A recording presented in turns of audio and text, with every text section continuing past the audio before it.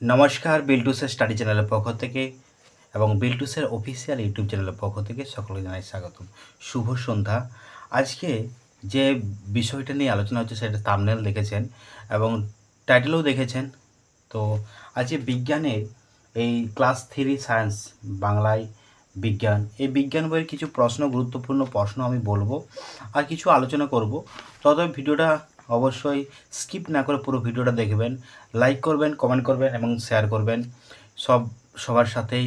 আর চ্যানেলগুলো সাবস্ক্রাইব করে দেবেন বিল্টুসের অফিসিয়াল এবং বিল্টুসের স্টাডি।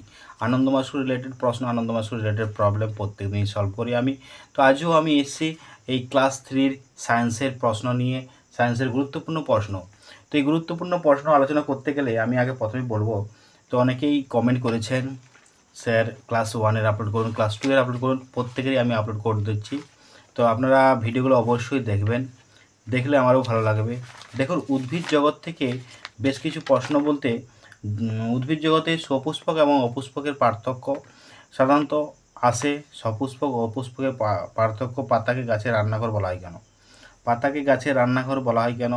এই প্রশ্নগুলো ইম্পর্টেন্ট। সপুষ্পক উদ্ভিদ কাকে বলে, অপুষ্পক উদ্ভিদ কাকে বলে, উদাহরণ দাও। তো এখানে সপুষ্পকের পার্থক্য, অপুষ্পকের পার্থক্য। প্রাণী জগৎ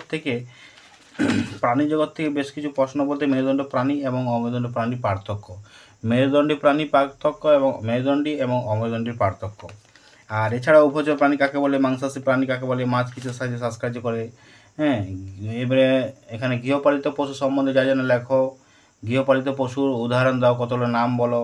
এই প্রশ্নগুলো আসে। মাটি থেকে জৈব অজৈব উপাদান, জৈব উপাদান কী, অজৈব উপাদান কী, জৈব উপাদানের সম্পর্কে যা যেন লেখো। তো এখানে এঁটেল মাটি কয় প্রকার, কী কী? এঁটেল মাটি, বেলে মাটি কাকে বলে, দোআঁশ মাটি কাকে বলে, তাহলে মাটি কয় প্রকার, কী কী, মানে মাটির উপর আমরা কীভাবে নির্ভরশীল, এই প্রশ্নগুলো এর গুরুত্বপূর্ণ থাকে। আর জলবায়ু থেকে এই জলের 3 ধরনের পদার্থ সম্বন্ধে লেখো। জলের 3 ধরনের পদার্থ সম্বন্ধে আমরা জানি, কঠিন পদার্থ, তরল পদার্থ। এইগুলো বায়ু শক্তি আছে কি করে বুঝবো, পদার্থ কাকে বলে, এরকম প্রশ্ন। পদার্থ কয় ধরনের, কী কী, জলের আকার কেমন, জলের অপর নাম কি, এই প্রশ্নগুলো ইম্পর্টেন্ট। এই প্রশ্নগুলো আসে বড় প্রশ্নের মধ্যে।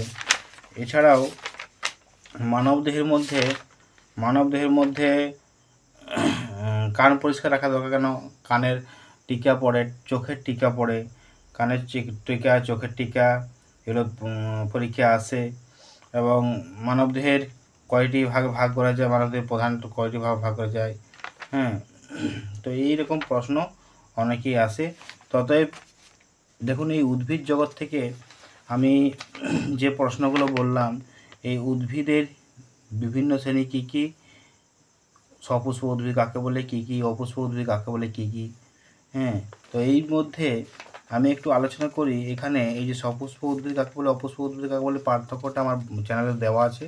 তো এই চ্যানেল থেকে যদি না পান আমাকে বলবেন, আমি এই পার্থক্যটা আপলোড করে দেবো। সপুষ্পক উদ্ভিদ, অপুষ্পক উদ্ভিদের পার্থক্য চ্যানেলে দেওয়া আছে। আমি নতুন করে আর কি দেবো, নতুন করে তবুও আমি যদি কেউ রিকোয়েস্ট করেন আমি পাঠিয়ে দেবো, ঠিক আছে। আর এই শক্ত ডাটাহীন লতা উদাহরণ, লতানো উদ্ভিদের উদাহরণ, এগুলো উদাহরণগুলো একটু দেখতে হবে প্রত্যেকে। সপুষ্পকের উদাহরণ, অপুষ্পক উদাহরণ। আর উদ্ভিদ কাকে বলে, এটা আরও বেশ একটা ইম্পর্টেন্ট হয়ে দাঁড়ায়। সপুষ্পক উদ্ভিদের ছবি কিন্তু পড়ে, সপুষ্পক উদ্ভিদের ছবি পরীক্ষায় আসে। এছাড়াও রুই মাছের ছবি, রুই মাছের ছবি কিন্তু পরীক্ষায় সাধারণত আসে। রুই মাছের সম্বন্ধে লেখা এবং রুই মাছের ছবি। আর গৃহপালিত পশু, এখানে গৃহপালিত পশু লেখা আছে। প্রাণী জগৎকে আমরা মোটামুটি 3 ধরনের ভাগ করতে পারি। এদের প্রথমে আমরা গৃহপালিত পশু সম্বন্ধে আলোচনা করছি।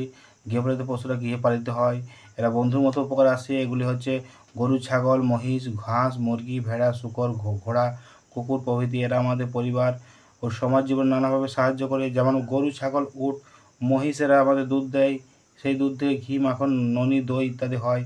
গরু, ছাগল এরা চতুষ্পদী প্রাণী, এদের 4টি করে পা আছে, এদের চতুষ্পদ প্রাণী বলে।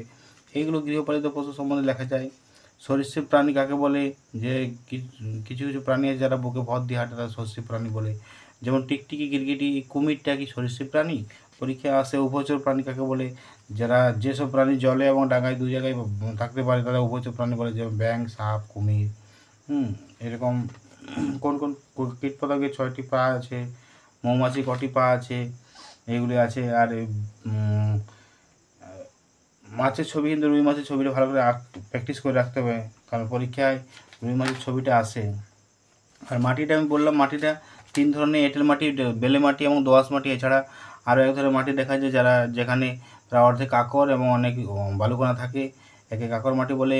এই মাটিতে চাষবাস করা হয় না, চাষবাস করা যায় না। বামলা, খেজুর, ফণিমনস জাতীয় কাটা গাছ এই মাটিতে জন্মে। বেলে মাটি, বালির ভাগ বেশি থাকে, জল ধরে রাখার ক্ষমতা খুব কম। এসব মাটিতে তরমুজ, ফটি, শশা, কুমড়ো, পটল, উচ্ছে ইত্যাদি ফসল ভালো হয়। তো এঁটেল মাটি, এই যে এঁটেল মাটি কাকে বলে? এঁটেল মাটি যদি বলা হয়, এঁটেল মাটি একটু আঠালো, এতে কাদা ও জৈব অংশ বেশি থাকে। এতে এই ধরনের মাটির জল ধারণ ক্ষমতা বেশি, ধান, গম, পাট ইত্যাদি ফসল ভালো হয়। দোআঁশ মাটি, বালি ও কাদার ভাগ সমান থাকে, জল ধারণ ক্ষমতা মাঝামাঝি, জৈব পদার্থ বেশি থাকে বলে এই বিভিন্ন ধরনের ফসলের চাষ হয়, যেমন ধান, গম, ভুট্টা, তামাক, সর্ষে, শাকসবজি। আর এছাড়াও আরেকটি মাটি আছে পলি মাটি সম্বন্ধে পরীক্ষাও আসতে পারে। নদীর ধারে মাটিতে অনেক সময় প্রচুর পরিমাণে পলি থাকে, এই ধরনের মাটিকে পলি মাটি বলা হয়। পলি মাটি খুব উর্বর হয়, মাটিতে জৈব পদার্থের পরিমাণ বাড়লেও জমির উর্বরতা বেড়ে যায়। এই পলি মাটির সম্বন্ধে এই জলবায়ু চ্যাপ্টারটার মধ্যে যেমন দেওয়া আছে, জীবজগৎ জল ছাড়া বাঁচতে পারে না, তাই জলের আরেক নাম জীবন। জলের আরেক নাম জীবন কেন? জলের আরেক নাম জীবন কেন? জল পান করা হয়, জলের কোনো আকার নেই, তাহলে আমরা জীবজগৎ জল ছাড়া বাঁচতে পারে না। জল ছাড়া কোনো প্রাণী জগৎ, কোনো জীবজগৎ বাঁচতে পারে না জল ছাড়া। তাই জলের অপর নাম জীবন। জল কীভাবে দূষিত হয়, জল কীভাবে দৈনন্দিন জীবনে প্রয়োজন হয়। এই জলের কোনো নিজস্ব রঙ নেই, যে এই ধরনের জলে ফেলা হয়, জলে ফেলা হয়, জল সেই রকম রঙেই হয়ে যায়, যেমন লাল, নীল, সবুজ হয়ে যায়।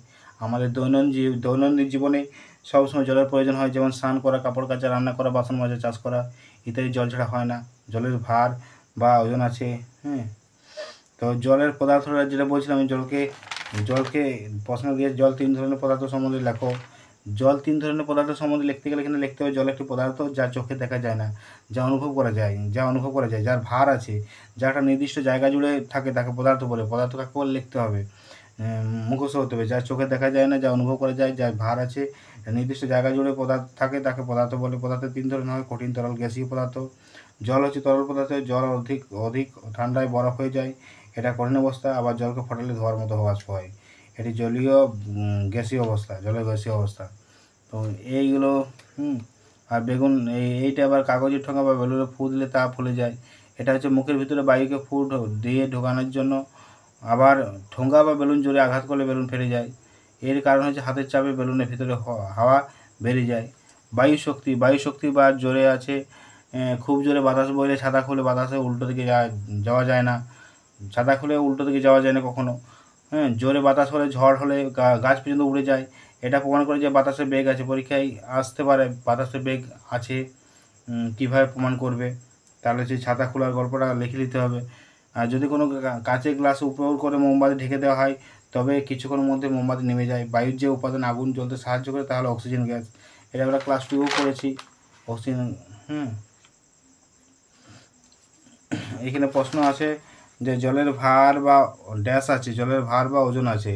বাতাসকে আমরা চোখে দেখতে পারি না, জল হচ্ছে তরল পদার্থ, বাতাসে গন্ধ নেই, কিন্তু বাতাস গন্ধ বয়ে আনে। কার্বন ডাইঅক্সাইড গ্যাসীয় উপাদান, বায়ুর উপাদান আগুন জ্বলতে সাহায্য করে, অক্সিজেনে আগুন জ্বলতে সাহায্য করে বায়ুর উপাদান। জল ছাড়া কোনো প্রাণী বা উদ্ভিদ বাঁচে না, ভুল। জলে কোনো ওজন নেই, ভুল। জল ছাড়া কোনো প্রাণী বা উদ্ভিদ বাঁচে না, এটা ঠিক। জলের কোনো ওজন নেই, এটা ভুল। বায়ু বা বাতাসকে আমরা চোখে দেখতে পারি, ভুল। ও মানুষ অক্সিজেন নেয়, কার্বন ডাইঅক্সাইড ছাড়ে, ঠিক। আর মানব দেহের ক্ষেত্রে এখানে আছে 206টি হাড় আছে, 206টি হাড় আছে, 32টি দাঁত থেকে প্রাপ্তবয়স্ক মানুষের পা দিয়ে চলাফেরা করে, খেলাধুলা করি। এখানে আছে মানুষের শরীরে কী কী রয়েছে, ভিতরের অঙ্গগুলো কী কী রয়েছে। ভেতরের অঙ্গগুলোর মধ্যে হৃৎপিণ্ড, ফুসফুস, পাকস্থলী, যকৃৎ। এবার প্রত্যেকে নিজের কাজ করে। মানবদের পিছনের দিকে রয়েছে মেরুদণ্ড, দেহের কাঠামো তৈরি করেছে 260টা হাড় নিয়ে। আর সাধনা করলে মনোশক্তি বাড়ে। সাধনা করলে কী বাড়ে? মনোশক্তি বাড়ে। আর প্রতিদিন সকালে ঘুম থেকে উঠে দাঁত মেজে পরিষ্কার করতে হবে, ময়লা জমে দুর্গন্ধ না হয়, নোংরা জমে দাঁত ক্ষয়ে যায়, অকালে পড়ে যায়, দাঁত দিয়ে ভালো করে চিবিয়ে তারপরে খাবার গিলে তাতে করে হজম ভালো হয়, হজম ভালো না হলে রোগের সৃষ্টি হয়। এই প্রশ্নগুলো খুব গুরুত্বপূর্ণ আমি যেগুলো পড়লাম। হ্যাঁ, এছাড়াও আরেকটি চ্যাপ্টার আছে, এই চ্যাপ্টারটা আমি বলিনি, এই চ্যাপ্টারটা আমি লাস্টে বললাম কারণ এই চ্যাপ্টার থেকে আরও বেশি প্রশ্ন আসে। তো পৃথিবী, সূর্য, চন্দ্র, তারা, এইখানের মধ্যে দিন রাত্রির পরীক্ষা কীভাবে হয় পরীক্ষার সাহায্যে বুঝিয়ে দাও। দিন রাত্রির পরীক্ষা কীভাবে হয় পরীক্ষার সাহায্যে একটু বুঝিয়ে দাও। অমাবস্যা কাকে বলে, অমাবস্যার ছবি, পূর্ণিমা তার ছবি, পূর্ণিমার ছবি। এইখানে কালপুরুষ, সপ্তর্ষিমণ্ডল, এই সপ্তর্ষিমণ্ডলের নামগুলো, সপ্তর্ষিমণ্ডলের ছবি, মরীচি, বশিষ্ঠ, অঙ্গিরা, অত্রি, পুলস্ত্য, কুত, পুলহ, ধ্রুবতারা, এগুলোর নামগুলো। কালপুরুষ কাকে বলে, কালপুরুষের ছবি, কীভাবে কালপুরুষ দেখা যায় শরৎকাল বা শীতকালে সন্ধ্যার পর দক্ষিণ পশ্চিম আকাশে। একটা নক্ষত্রমণ্ডলকে দেখে মনে হয় শিকারি দাঁড়িয়ে আছে, তারা ডান হাতে তীর, বাম হাতে ধনু, কোমরে চলছে তরোয়াল। এই নক্ষত্রমণ্ডলের নাম কালপুরুষ। সপ্তর্ষিমণ্ডল, এই সাতটি ঋষির কাছাকাছি বসে আছেন, এই কল্পনা করা হয়। এই সাতটি ঋষির নাম অনুসারে সপ্তর্ষিমণ্ডল তৈরি করা হয়েছে। হ্যাঁ, আকাশে নক্ষত্র আছে, এক জায়গায় দল বেঁধে রয়েছে, বিজ্ঞানীরা এদিন একটা নাম দিয়েছেন, একটা নক্ষত্র দলের নাম দিয়েছে সপ্তর্ষিমণ্ডল। তো এই তাহলে সপ্তর্ষিমণ্ডল সম্বন্ধে যা জানা লেখা ছবি, কালপুরুষ সম্বন্ধে যা জানা লেখা ছবি, অমাবস্যা পূর্ণিমার সম্বন্ধে যা জানা লেখা ছবি, এগুলো কিন্তু ইম্পর্টেন্ট। হ্যাঁ, এগুলো ছায়ার দৈর্ঘ্য কখন ছোট হয় কখন বড় হয়, এটা ছবি একটা করা যেতে পারে। সন্ধ্যা তারা কাকে বলে, শুকতারা কাকে বলে, পূর্ণিমা কাকে বলে, অমাবস্যা কাকে বলে, চাঁদ কার চারিদিকে ঘোরে, আর আহ্নিক গতি কাকে বলে, বার্ষিক গতি কাকে বলে, এই প্রশ্নগুলো কিন্তু খুব ইম্পর্টেন্ট। আমি এইটুকুই বললাম। আর আরেকটি চ্যাপ্টার পরীক্ষা হতে পারে, পরীক্ষা হয় সাধারণত বল বা কার্য, কিন্তু থাক, আমি বল বা কার্যটা আমি বলছি না। তো অতএব ভিডিওটা যদি ভালো লাগে অবশ্যই লাইক করবেন, কমেন্ট করবেন, শেয়ার করবেন। যদি এরকম অনেক অজানা প্রশ্ন জানার ইচ্ছা থাকে বা এরকম আলোচনা যদি শুনতে চান অবশ্যই আমাকে জানাবেন। হোয়াটসঅ্যাপ নাম্বার জানেন, টেলিগ্রাম নাম্বার, হোয়াটসঅ্যাপ নাম্বার প্রত্যেকটা ভিডিও দেওয়া আছে। তবে আমি আরেকবার বলে দিলাম 7318792545, 7318792545। ততএব যদি ভিডিওটা ভালো লাগে লাইক করবেন, কমেন্ট করবেন, শেয়ার করবেন। আর আমার দুটো চ্যানেলকে, বিলটুসের অফিসিয়াল এবং বিলটুসের স্টাডি, দুটো চ্যানেলকে সাবস্ক্রাইব করবেন, পাশে থাকা বেল আইকন প্রেস করবেন। আনন্দমার স্কুল রিলেটেড প্রশ্ন, আনন্দমার স্কুল রিলেটেড প্রবলেম সলভ করা হয়। দীর্ঘ 15 বছরের অভিজ্ঞতা, 15+ প্রায়। আমি যেদিন থেকে স্কুলে, আনন্দমার স্কুল থেকে যুক্ত হয়েছি প্রায় 2016 তার আগের থেকেই। তো অতএব আমাদের স্কুলটি চালু আছে 2016 সাল থেকে। তো তার আগে থেকে আমি আনন্দমার্গের সঙ্গে যুক্ত। ততএব আনন্দমার্গের পুঙ্খানুপুঙ্খ কোন পড়াশোনার ব্যাপারে সমস্ত কিছুই আমার কাছ থেকে সাহায্য নিতে পারেন। যাই হোক, আর কিছু বলছি না। টাটা বাই বাই, আবার দেখা হবে পরবর্তী ভিডিও। কমেন্ট করে জানাবেন, টেলিগ্রামে জানাতে পারেন, হোয়াটসঅ্যাপে জানাতে পারেন। টাটা বাই বাই, আবার দেখা হবে পরবর্তী ভিডিওতে।